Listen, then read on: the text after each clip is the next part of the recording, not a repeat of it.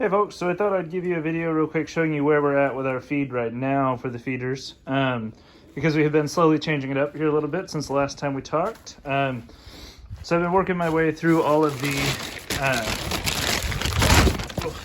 could have just grabbed it out of the barrel, I guess, but all of our giant ragweed hay that we stripped all off. We got about 2 big contractor bags stuffed full, or I would guess they're about 40-50 pounds each.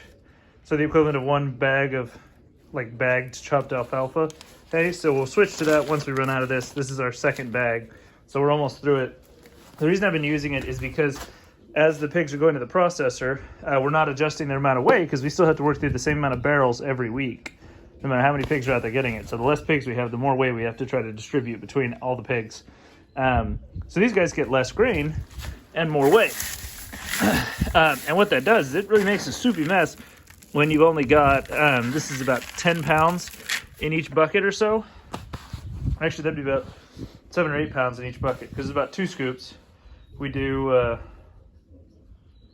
yeah, wait a minute, sorry, you guys are gonna have to just tolerate this for 2 seconds. We're feeding about 35 pounds to the group, no, 40 pounds, which is a heaped full bucket, to the 13 feeders out there. 35 to 40. I forget where the last time we weighed it, because it shifts. Sometimes I have to go back through, because if they send me feed that's got a bunch of the smaller cracked pieces, the weight is higher. If there's just a bunch of the really bigger pieces in there, the weight's a little lower. But anywho, all that aside, we've been taking that, okay, dividing it between 4 buckets for the 13 feeders out in the field, and then they get 15 gallons at least. Depending. If I only get 7 barrels in a week, they'll get about 15 gallons. If I get 9 to 10, then they have to get a little bit more than that, and I give some to the little piglets who are over in the weeding yard. But, right, that makes this a really, really soupy mess. So what we've been doing is we've been fermenting it overnight, and we've been putting in about a full coffee can of this, the giant ragweed hay, because, one, they don't really need this right now. They still have some grass out in the field. It hasn't fully gone away for the winter. But this stuff has been really absorbing a lot of that moisture, and making their food a little more solid, more like porridge. And they seem to appreciate that.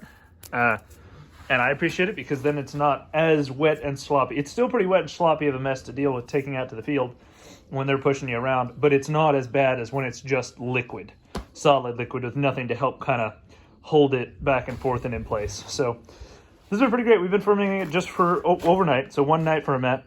So I'm making up tomorrow's batch. I'll come back in an hour or so and let you see. That's pretty well, it keeps fermenting, but the visible difference is kind of done after about an hour.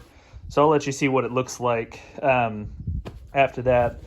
So you can see how much thicker it really does get once everything kind of fills back up and the fibers of the pellets kind of break apart and move out.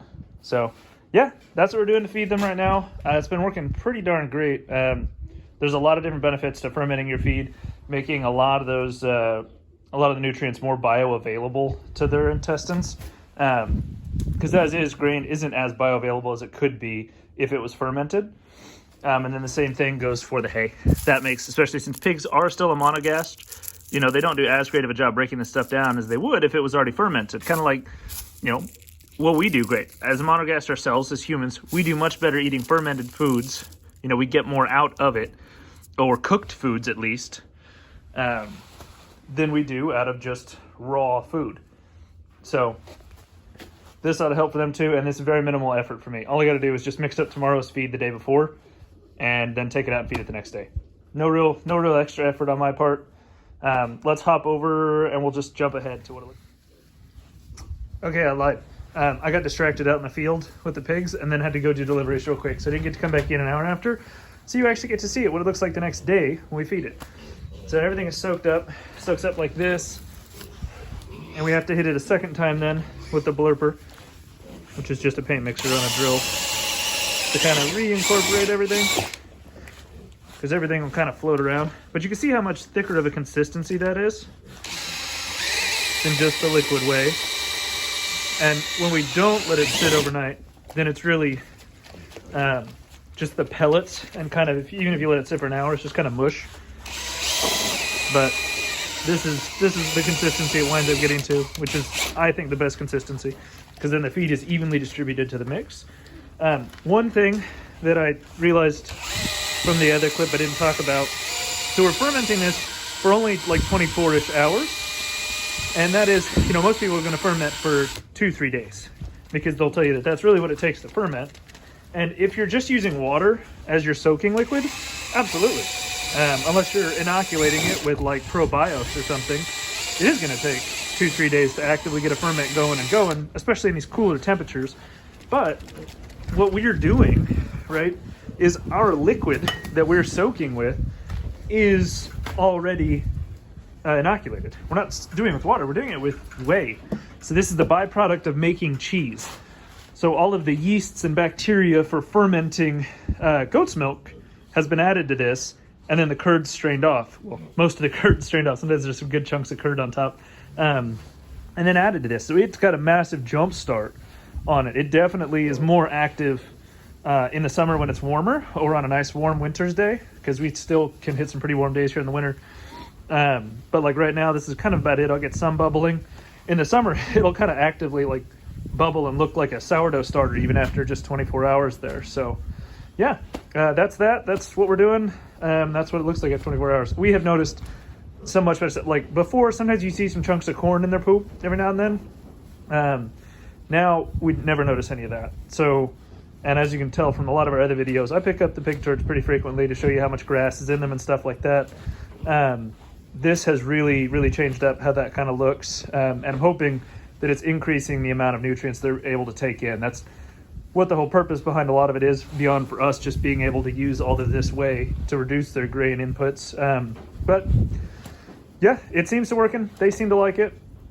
We'll go ahead and wrap this out. Thank you guys so much for watching our videos. If you like this content, remember to hit that like button and hit that subscribe button if you want to see more of it.